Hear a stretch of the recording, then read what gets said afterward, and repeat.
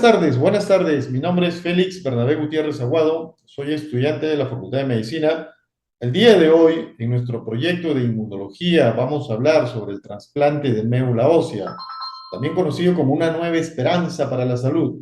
Pero, ¿qué es exactamente la médula ósea? También conocido como trasplante de células madres. Es un procedimiento complejo que consiste en reemplazar la médula ósea dañada o enferma por células madres sanas. Estas células madres son capaces de producir todas las células sanguíneas que el cuerpo necesita, incluyendo los glóbulos rojos, glóbulos blancos y las plaquetas. ¿Por qué se realiza un trasplante de médula ósea? Es una buena interrogante o pregunta. Este procedimiento se utiliza para tratar una variedad de enfermedades, incluyendo cánceres hematológicos como la leucemia, el linfoma y el mieloma múltiple, enfermedades de la médula ósea misma, como la anemia plástica, ¿no? La talasemia y la anemia de células falciformes, los defectos inmunitarios, en esta ocasión como la inmunodeficiencia combinada severa, y también tratar enfermedades genéticas. Los tipos de trasplantes de médula ósea, existen dos tipos principales de trasplantes de médula ósea. Uno de ellos es el autotrasplante y el otro es el alotrasplante. Pero, ¿qué es el autotrasplante? Se utiliza las propias células madres del paciente que se recolectan antes del tratamiento con quimioterapia o radiación, y este tipo de trasplante se utiliza principalmente para tratar ciertos tipos de cáncer.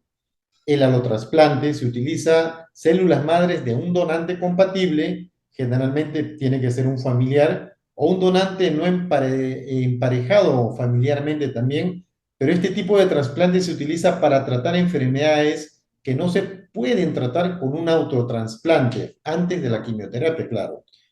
El proceso del trasplante de la médula ósea, este proceso de la médula ósea se divide en varias etapas. Primero, la preparación. El paciente recibe quimioterapia o radiación para destruir la médula ósea enferma y preparar el cuerpo para el trasplante. La recolección de células madre. Las células madres se recolectan del donante o del mismo paciente antes de la quimioterapia o la radioterapia. La infusión de células madre. Las células madre se infunden en el torrente sanguíneo del paciente a través de una vena. La recuperación. Las células madre se desplazan a la médula ósea y comienzan a producir nuevas células sanguíneas. ¿Cuáles son los riesgos y complicaciones del trasplante de la médula ósea? El trasplante de la médula ósea es un procedimiento complejo que conlleva riesgos y complicaciones como las enfermedades de injerto contra un huésped nuevo prácticamente. Las células madres del donante pueden atacar los tejidos también del paciente receptor, las infecciones. El sistema inmunitario del paciente está debilitado después del trasplante, lo que hace más susceptible a ciertos tipos de infecciones. Los problemas de fertilidad, la quimioterapia y la radiación pueden afectar también a la fertilidad en un 90%. Daño a los órganos, la quimioterapia y la radiación pueden dañar a los órganos del receptor también. Los tratamientos inmunosupresores consisten en, para evitar el rechazo del trasplante, en esta ocasión, los pacientes deben de tomar medicamentos inmunosupresores después del trasplante. Estos medicamentos ayudan a suprimir el sistema inmunológico y evitar que ataque a las células madres del donante. En conclusión, señores, el trasplante de la médula ósea es un procedimiento complejo, pero que puede ofrecer una nueva esperanza de vida para pacientes con enfermedades graves como leucemia, cánceres a la sangre. Es importante comprender los riesgos y beneficios del trasplante antes de tomar una decisión. El trasplante de médula ósea es un procedimiento complejo que se utiliza para reemplazar la médula ósea dañada o enferma por células madres totalmente sanas. Las indicaciones para realizarse este tipo de procedimientos son varias y dependen de la enfermedad específica que se esté tratando. Aquí presentamos algunas de las principales indicaciones para un trasplante de médula ósea. Los cánceres hematológicos, sobre todo la leucemia, Tanto la leucemia aguda como la crónica pueden ser tratadas con un trasplante de médula ósea. El linfoma, algunos tipos de linfoma como el linfoma de Hodgkin pueden requerir un trasplante de médula ósea. El milioma múltiple, esta enfermedad del plasma sanguíneo a menudo se trata con un trasplante también de médula ósea. Las enfermedades de la médula ósea, la anemia plásica, la talasemia, la anemia de células falciformes.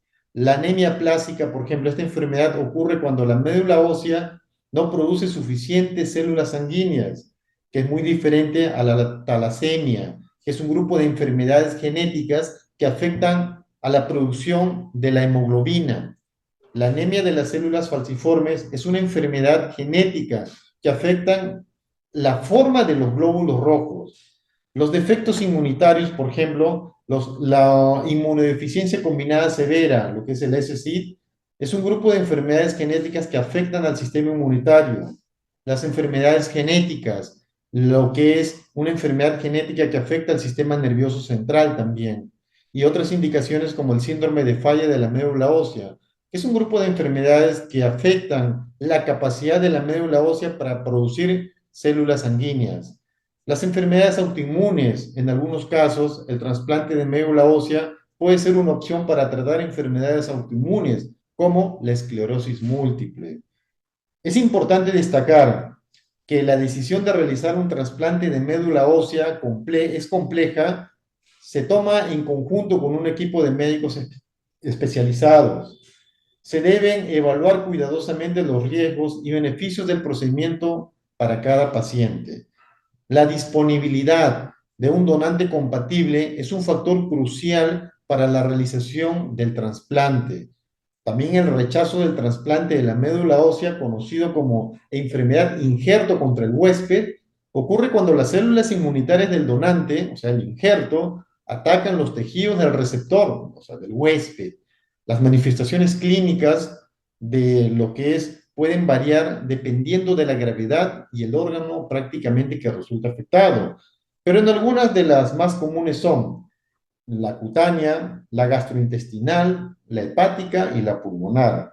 En este caso, en la cutánea, las erupciones cutáneas, enrojecimiento, desmacación, picazón y en casos graves, ampollas y ulceraciones.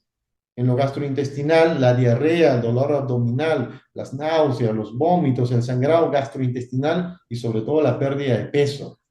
La hepática, la ictericia, se coloca amarillo toda la piel, la elevación de las enzimas hepáticas y en casos graves la insuficiencia hepática, daños al hígado prácticamente.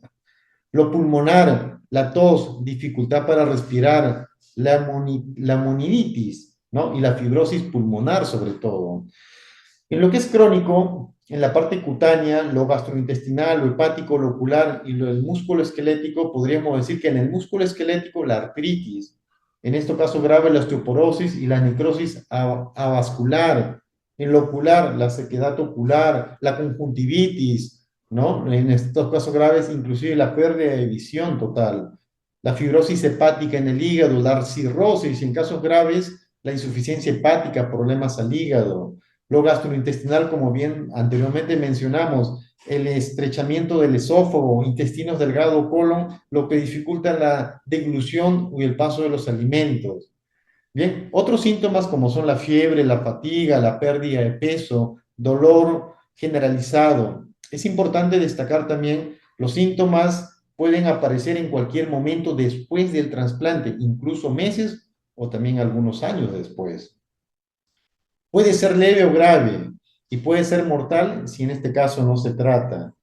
El tratamiento depende de la gravedad de la enfermedad. Puede incluir medicamentos inmunosupresores, terapia con corticosteroides, terapia de anticuerpos monoclonales y en casos graves trasplante nuevamente de médula ósea, porque ha sido dañada prácticamente el receptor.